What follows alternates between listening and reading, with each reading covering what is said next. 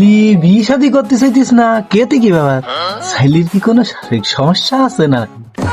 ওকা, তুই যদি বিয়ে করতে ভয় পাস, রাস্তাঘাটে হারবাল বিক্রি হয়, ওই তো এক মুকুটি খালি তো সব সমাধান হয়ে যায়।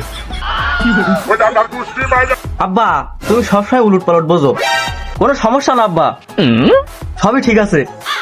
এই তাহলে তুই বিয়ে করতেছিস নি কেন? আব্বা আর কদিন পর আমি বিদেশ যাব, আমার বউ অন্যজনের সাথে পরকিয়া করবে না। হ্যাঁ, আমার ছেলে তো ঠিক কথাই কইস।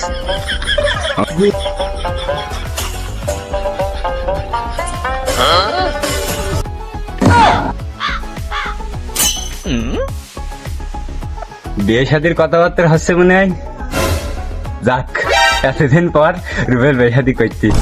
কি মজা! হয় চাচা, ওর বিয়ে দিয়ে দাও, ওর এক্ষুনি বিয়ে দিয়ে দাও। আর কতদিন তোমার ঘাড়ি উঠে খাবে না চাচা, ওর এক্ষুনি বিয়ে দিয়ে দাও।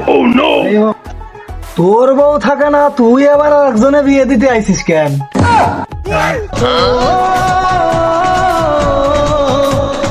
আচ্ছা তুমি বুঝতে চাও না, তোমার কষ্ট আমি দেখতে পাচ্ছি না। তুমি বুড়ো মানুষ, অত বড় একটা ছেলে, তুমি রান্না করে খাও, এ মানা যায় না, সমাজেও এ তোলা যায় না।